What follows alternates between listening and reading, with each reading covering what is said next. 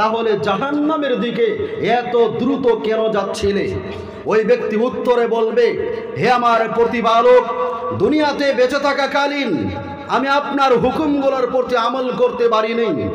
শেষ যেই হুকুম আপনি আমাকে দিয়েছেন, আপনি আমাকে বলেছেন জাহান্নামে যেতে। আমি যাতে এই হুকুম পালন করতে গিয়ে কোনো প্রকারের আলসিকতা না করি, জাহান্নামে যাওয়ার পরেও যাতে জাহান্নামী সাথীদেরকে বলতে পারি সর্বশেষ হুকুম মেনে আমি জাহান্নামে এসেছি। আল্লাহ তাবারক ওয়া তাআলা ওই ব্যক্তির দিকে চেয়ে হেসে আল্লাহ তাআলা বলবেন, একদিকে দাঁড়িয়ে থাকো। এরপর দ্বিতীয় নম্বর বান্দাকে আল্লাহ তাআলা বলবেন, যেই বান্দা ধীরে ধীরে জাহান্নামের দিকে যাচ্ছিল, আল্লাহ তাআলা বলবেন, আমার হুকুম মানতে তোমার কোনো অসুবিধা? ওই বান্দা বলবেন, জি না, অসুবিধা নেই, তবে আমি জাহান্নামের দিকে ধীরে ধীরে পা রেখেছিলাম কারণ হলো আপনি রহমান এবং রহিম। আপনার প্রতি শেষ সময়েও আমার দিলের ভিতরে আস্থা এবং বিশ্বাস ছিল, কখন যিনি আপনি ওই রহমতকে প্রয়োগ করে ওই মায়ার ডাকে আমি বান্দাকে ডেকে ফিরিয়ে আনবেন, এই জন্য জাহান্নামের দিকে আমি ধীরে ধীরে পা রেখে দিয়েছিলাম।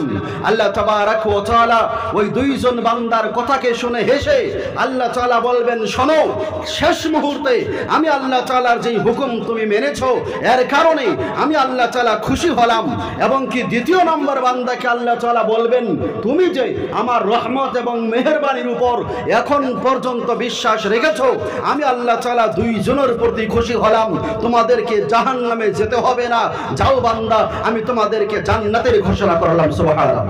তো যে আল্লাহ রাব্বুল আলামিন দুনিয়াতে মায়া এবং দয়া করেন, আখিরাতের দিনেও যে আল্লাহ রাব্বুল আলামিন বান্দা বান্দীদেরকে ভুলবেন না, এমন করে অনেক কিছু হাদিসে বর্ণিত যে আল্লাহ তাবারক ওয়া তাআলা কিয়ামতের দিন বিভিন্ন বান্দার সঙ্গে বিভিন্ন মজাকের মাধ্যম দিয়ে, হুকুম মাননের মাধ্যম দিয়ে আল্লাহ তাআলা তাদের গুনাহকে মোচন করে তাদেরকে জান্নাত আল্লাহ তাআলা দান করবেন। সুতরাং সেই প্রতিপালকের যিনি সর্ব অবস্থাতেই আপনার এবং আমার প্রতি দয়া করে থাকেন, সে আল্লাহ তাআলার জন্য আমরা একটিবার শুকরিয়া আদায় করি, সকলে বলি আলহামদুলিল্লাহ।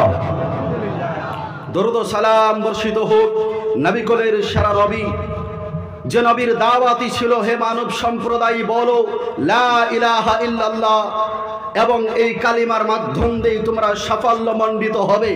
রাসূল বলেছিলেন, ইয়া আইয়ুহান নাস কুলু লা ইলাহা ইল্লাল্লাহ তুফলিহু, হে মানুষ সম্প্রদায় তোমরা বলো আল্লাহ ব্যতীত কোনো ঈশ্বর নেই, আল্লাহ ব্যতীত কোনো হক মাবুদ নেই যার ইবাদত করা যেতে পারে। এর মাধ্যম দিয়ে কি হবে? তুফলিহু, সাফল্যমণ্ডিত হবে, কামিয়াব হবে, সাকসেস হয়ে যাবে। যে রাসূল নিজের 63 বছরের ভিতরে শুধুমাত্র মানুষকে ডেকেছেন আল্লাহর দিকে, ওই রাসূলের জন্য একটিবার প্রাণ থেকে আমরা দরুদ এবং সালাম পাঠ করছি, সকলেই বলি সাল্লাল্লাহু আলাইহি ওয়াসাল্লাম। সম্মানিত হাজিরিন, সভাপতি সাহেবের একখানা আদেশ আছে যে যেহেতু আজকের এই জলসাটি কবরস্থানের উন্নতি করবে, সুতরাং সেই দিকে লক্ষ্য করে কিছু কথা বলবেন। ইনশাআল্লাহ আমি চেষ্টা করব সেই দিকে লক্ষ্য করে কিছু কথা বলার। তবে তার আগে বক্তব্য তো আপনারা অনেক শুনলেন জীবনে। এই বছরে আমাদের এলাকাতে কমপক্ষে 20টা 20খানা জলসা হয়, ওখানে আমরা যাই, আমরা বক্তব্যও রাখি, আমরা শ্রবণ করি, টাকাও দেই, দানও করি, তবে জীবন এখন পর্যন্ত পরিবর্তন হয়নি। এত জলসা শুনেছি, কি লাভ হলো? আমি আমার ভূমিকাতে কয়েকখানা কথা বলবো। অনেকে বলে হুজুর এই কথাগুলি তিতা লাগে, কষ্টকর হয়। কেন কষ্টকর হয় তারও কারণ আছে। একটা প্রশ্ন দিয়ে আলোচনা এগিয়ে নিয়ে যাই। বলেন তো, একজন রোগী যদি তার সর্দি এবং কাশ হয়, আরেকজন রোগী যদি ক্যান্সারে আক্রান্ত হয়, দুইজনের চিকিৎসা কি সমান হবে? ভালো করে বুঝে বলবেন। একজন ব্যক্তি সর্দি জ্বরে আক্রান্ত রোগী, আরেকজন ব্যক্তির ক্যান্সার হয়েছে, দুইজনের চিকিৎসা কি সমান হবে? সর্দি জ্বরওয়ালা ব্যক্তিকে 2খানা ট্যাবলেট দিলেই তো তার সর্দি জ্বর থেমে যাবে, তবে ক্যান্সারওয়ালা ব্যক্তিকে 2খানা ট্যাবলেট দিয়ে তার চিকিৎসা সম্ভব নয়। তাকে অপারেশন করতে হবে, অপারেশন থিয়েটারে তাকে শুইতে হবে, ডাক্তার কেচির মাধ্যম দিয়ে তার শরীরের অঙ্গকে কাটতে হবে, এরপর সেলাই চলবে, তারপর 2 মাস থেকে 3 মাস অথবা মৃত্যু পর্যন্ত তাকে ট্রিটমেন্ট এবং চিকিৎসা করতেই হবে, তবেই তো তার রোগ সারা যেতে পারে। আমরা যারাই আছি, যতগুলি মানুষ আছি, ইসলামিক দৃষ্টিতে সর্দি জ্বরের রোগী একটাও নয়, সবাই ক্যান্সারে আক্রান্ত। এই জন্য তো অপারেশন করতে হয়, কথা জোরে বলতে হয়, কেঁচি দিয়ে কাটতে হয়, কথাও তিতা লাগে, কারণ আমরা সর্দি জ্বরের রোগী না। সর্দি জ্বরের রোগী কারা জানেন? যারা ফরজ আমল করে, সুন্নত আমল করে, মাঝে মাঝে ছোটখাটো ভুল হয়ে যায়, ওদেরকে সর্দি জ্বরের আদর করে বলে ট্রিটমেন্ট করা যেতে পারে। কিন্তু আপনি আমি ক্যান্সারে আক্রান্ত হয়ে আছি, আপনার চিকিৎসা সহজে কেমন করে হতে পারে? দ্বিতীয় নম্বর প্রশ্ন দিয়ে আলোচনাকে একেবারে মূল দিকে নিয়ে যাব। বলেন তো গতকালকে কয় তারিখ ছিল? 25শে ডিসেম্বর। ওই দিনে কি উদযাপন করা হয়? কারো কোনো ধারণা আছে? সহজে আমরা বলি বড়দিন, সহজে আমরা গারোদেরকে ছুটি দিয়ে দিয়েছি, তাদের একটা উৎসব দিয়েছি। বড় দুঃখের সহিত কয়েকখানা অজানা কথা বলে যাই। আপনাকে পরিবর্তন হইতে হবে। আপনি যদি নামাজ মাঝে মাঝে পড়েছেন, মাঝে মাঝে পড়েন নেই, আল্লাহ তাআলা কিয়ামতের দিন চাইলে মাফ করতে পারেন। আপনার প্রতি যাকাত ফরজ হয়েছে, আপনি 1 বছর দিয়েছেন, আগামী বা তারপরের বছর দেননি, আল্লাহ চাইলে ক্ষমা করতে পারেন। রমজান মাসে রোজাগুলি আল্লাহ তাআলা ফরজ করেছিলেন, 10টি রেখেছেন, 20টি ছেড়ে দিয়েছেন, আল্লাহ তাআলা চাইলে ক্ষমা করতে পারেন। তবে শিরিক এমন একটা ভয়ঙ্কর ক্যান্সার, শিরিক এমন একটা ভয়ঙ্কর পাপ, যেই পাপের গুনাহ, যেই পাপের শাস্তিকে আল্লাহ তাআলা কিছুতেই ক্ষমা করেন না। আল্লাহ তাআলা বারবার ডেকে বলেছেন, হে আমার বান্দারা শোনো, জীবনে যা ইচ্ছা করো, আমি আল্লাহ তাআলার সঙ্গে কখনোই শিরিক করবে না। আমার আলোচনার বিষয় শিরিক নয়। আমি এখানে একটা ডট দিয়ে আপনাকে বোঝাতে চাই যে এই বড়দিনকে আপনার ছেলে মোবাইলের মাধ্যম দিয়ে, আপনি শিক্ষিত ব্যক্তি, আপনি তো গোটা মূর্খ ব্যক্তি, যেই মোবাইল দিয়ে আপনি তাদেরকে বলেছেন মেরি কিশমিশ, এর মাধ্যম দিয়ে আপনি শিরিক করেছেন। আপনার ছেলে বলেছে হ্যাপি, তাদের বড়দিনকে শুভেচ্ছা জানিয়েছে, অথচ ওই দিনে কি পালন করা হয় আপনারা জানেন না ইতিহাস। ওই দিনে 25শে ডিসেম্বরে, ওই দিনে 25শে ডিসেম্বরে বড়দিন যারা পালন করে, তাদের আকীদা হলো ওই দিনে আল্লাহ তাআলা নিজের পুত্র উযাইরকে জন্ম দিয়েছে। জোরে বলেন নাউযুবিল্লাহ। এই জন্য ওই দিন তারা উৎসব পালন করে। আমি বিশ্বাস নিয়ে বলতে পারি, এ কথা আমরা মুসলিম জানি না। ওই দিন এই জন্য তারা উৎসব পালন করে, অথচ পবিত্র কোরআনে আল্লাহ তাআলা বলেছেন লাম ইয়ালিদ ওয়া লাম ইউলাদ ওয়া লাম ইয়াকুল লাহু কুফুয়ান আহাদ। আমি আল্লাহ তাআলা রব স্রষ্টা, সৃষ্টি করেছি, জন্ম কাউকে দেই নাই, কারো থেকে জন্ম গ্রহণ করি নাই। ওয়া লাম ইয়াকুল লাহু কুফুয়ান আহাদ। আমি আল্লাহ তাআলার সমতুল্য আকাশে, জমিনে, জমিনের নিচে, পৃথিবীতে কোনো প্রান্তে নাই। অথচ মুসলিম হওয়ার পরও আপনি লিখে দিয়েছেন মেরি ক্রিসমাস, আপনি লিখে দিয়েছেন বড়দিন শুভেচ্ছা জানিয়েছেন। আপনি তো মুশরিক বেটা। আপনি যদি মারা যান, আপনার তো জানা যায় না। আপনি যদি মারা যান, আপনার জানাজাই নেই। মুশরিকদের জানাজা পড়া শরীয়তে হারাম। পৃথিবীর যে কোনো মুফতির নিকটে আপনি ফতোয়া জিজ্ঞাসা করে নিতে পারেন। যেই ব্যক্তি মুশরিক হালাতে, শিরিক অবস্থাতে, বিনা তওবাতে মারা যায়, ওই ব্যক্তি কাফির হয়ে যায়, ওই ব্যক্তির জানাজার নামাজ হয় না। এ কথা বলবে কে? আপনার ছেলেকে বয়স এখন 6, বয়স 9, বয়স 12, মোবাইল তো আপনিই কিনে দিয়েছেন। আপনার প্রয়োজনীয় ফোন আপনি করতে পারেন না। আপনার ছেলে মোবাইল নিয়ে চলে যায়, আপনার মেয়ে মোবাইল নিয়ে স্কুলে চলে যায়, আপনি খবর রাখেন নাই। আপনি ভেবেছেন আপনি নামাজ পড়লেই যথেষ্ট, আপনার ছেলে যেদিক ইচ্ছা সেই দিকে যাক, যথেষ্ট না। আল্লাহ তাআলা রাসূল বলেছেন কুল্লুকুম রাঈন ওয়া কুল্লুকুম মাসউলুন আন রাইয়াতিহি। প্রতিজন ব্যক্তি দায়িত্ববান, প্রতিজন ব্যক্তি দায়িত্ববান।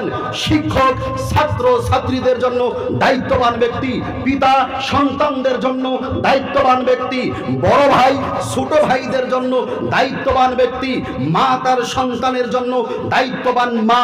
আমরা আমাদের দায়িত্ব পালন করছি না বিধায় আপনার ছেলে, আমার ভাই, আমার ভাতিজা, আমার নাতি, আমার পুতি সকলে মিলে তারা এখন পর্যন্ত শিরিক এবং তাওহীদের পার্থক্য বুঝতে পারেনি। এই দায়িত্ব আল্লাহ তাআলা আপনাকে দিয়েছিলেন, আল্লাহ রাসূল আপনাকে দিয়েছিলেন। ওই দায়িত্ব আপনি পালন করতে পারেন নাই বলেই তো আপনার আপনার ছেলে আপনার মোবাইলের মাধ্যম দিয়ে মেরি ক্রিসমাস লিখে দেয়, এটা আপনার আমার ব্যর্থতা ছাড়া অন্য কিছু না। নিজের বাড়ির কথা বলতে নেই, তবে একটা কথা শেয়ার করছি এই জন্য যাতে করে কিছু হলো আপডেট হয়ে যায়। আজকে এই জালসাতে আসার আগে আমি যখন ঈশার নামাজ পড়ছিলাম, এটা পার্সোনাল কথা বলা যায় না, তবে বলছি যাতে করে কিছু হলো উপকার আপনাদের হয়। ঈশার নামাজে আমি যখন সাজদাতে গিয়েছিলাম, আমার বন্ধু যিনারা আছেন তারা জানেন আমার বাচ্চার বয়স সবাই মাত্র 1 বছর। আমার বাচ্চাটা আমি সাজদা অবস্থাতে দেখে আমার বাচ্চাটা, আল্লাহর কসম করে বলছি, আমার বাচ্চাটা আমার সম্মুখে এসে সাজদাতে মাথাটা নত করেছে। আমার বাচ্চা কিন্তু সাজদা কি বস্তু জানে না, নামাজ কি জানে না। কেন সাজদা করেছে আপনারাই বলেন তো? কারণ আমি মাথাটা নত করেছিলাম বিদায় আমার বাচ্চাটাও আমার সম্মুখে ওই যাই নামাজে মাথা নত করেছে। তো আপনি যদি মসজিদে যান, আপনার ছেলেও মসজিদে যাবে। আপনি যদি সাজদা করেন, আপনার ছেলেও সাজদা করবে। আরে আপনিই তো ঠিক নাই, আপনার ছেলে মেয়ে ঠিক হয় কিভাবে? আপনি বলেন আজকালের ছেলে মেয়ের সঙ্গে পারা যায় না, পারা যাবে কখন থেকে? পারাটা আপনিই তো নষ্ট করেছেন। 6 বছর বয়স না হতে মোবাইল ধরে দিয়েছেন, ভাত না খেলে মোবাইল ধরে দিয়েছেন। অথচ রাসূল সাল্লাল্লাহু আলাইহি সাল্লাম মা বোনদেরকে একজন বাচ্চাকে খাওয়ানোর সময় 10খানা সুন্নত শিক্ষা দিয়েছেন। একজন মা তার সন্তানকে খাবারের মুহূর্তে 10খানা সুন্নত শিক্ষা দিবে। প্রথম নম্বরে, হে আমার সন্তান, বসে থেকে খেতে হয়, এই শিক্ষাটা মাকে দিতে হবে। হে আমার সন্তান, ডান হাত দিয়ে খাবার খেতে হয়, দ্বিতীয় নম্বর সুন্নত, এটা মাকে শিক্ষা দিতে হবে। এবং কি হাত পরিষ্কার করে খাবার খেতে হয়, এটা মা শিক্ষা দিবে। এমন করে করে খাবার শেষ হওয়া পর্যন্ত 10খানা সুন্নত আছে। আপনার স্ত্রী কি পালন করে? আপনি কি পালন করেন? কোথায় থেকে করবেন? নিজেই তো জানি না, নিজেই তো জানি না। শিক্ষা অর্জন করব কোথায় থেকে? লজ্জা করে। এখন কেমন করে শিক্ষা অর্জন করব? অথচ সরকার থেকে যখন চাপ দিয়েছিল যাদের হায়ার সেকেন্ডারি, তারা বিএড ডিগ্রি নেননি চাকরি বাঁচানোর জন্য, ডিএলএড নেননি চাকরি বাঁচানোর জন্য, দুনিয়াবি দেখা যায় এই জন্য করেছেন।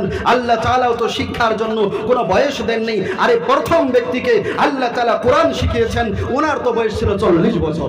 আল্লাহ তাআলা তো ওই 40 বছরে বলেছিলেন, হে মুহাম্মদ ইকরা বিসমি রাব্বিকাল্লাযী খালাক, হে রাসূল আপনি আপনার প্রভুর নামে শিক্ষা অর্জন করেন, পড়েন, যিনি আপনাকে সৃষ্টি করেছেন। তাহলে আপনাকে বুঝতে হবে শিক্ষার কোনো বয়স নেই। আমরা শিক্ষার দিকে যেতেই চাই না, শুধু জলসা শুনি, আমরা যথেষ্ট মনে করি। আবার যে শুনছেন আমলে তো আনবেন না। চায়ের দোকানে আপনারা এটা পার্থক্য করবেন, কে কেমন করে বললো, কার কিরকম সুর, কার কিরকম কথা বলার ক্যাপাসিটি, আমরা ওটা নিয়ে আলোচনা করব। যেই জায়গাতে এসেছি বসেছি, এই জায়গাতে কাল পরশু তরশু আপনাকে আসতে হবে। আপনার পিতাকে ছেড়ে গিয়েছেন, মাকে ছেড়ে গিয়েছেন। আমি আমার পিতাকে 2021 সালের 22 ফেব্রুয়ারিতে এই কবরস্থানে রেখে দিয়েছি। কাল হতে পারে আমার বাড়িটা, পরশু দিন হতে পারে আপনার বাড়িটা। এই যে কথা বলছি, আগামী কালের ফজরের নামাজের আগেই এলান হতে পারে মওলানা আব্বাস আর দুনিয়াতে জীবিত নেই। তিনার জানাজার নামাজটা সকাল 9টা অথবা সকাল 10টাতে আদায় করা হবে।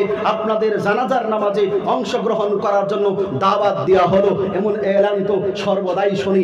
জীবনে কোনোদিন নিজেকে পরিবর্তন করার চেষ্টা করিনি, পরিবর্তন করতে হবে।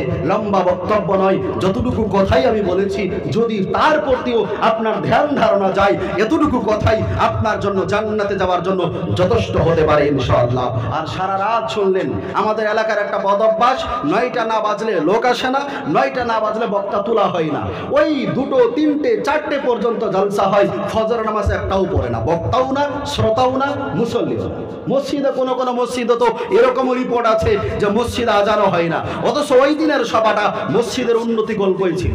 আমি বলতে চাই, মসজিদের উন্নতি গল্পে সভা না করে মুসল্লির উন্নতি গল্পে সভা হওয়া প্রয়োজন। কবরস্থানের উন্নতি গল্পে সভা না হয়ে আমাদের যে কবরে আসতে হবে, নিজের কবরকে উন্নতি করার দিক থেকে আমাদেরকে সভা করার প্রয়োজন। 3টা পর্যন্ত জলসা করে যদি নামাজ না পড়ি কি লাভ হবে?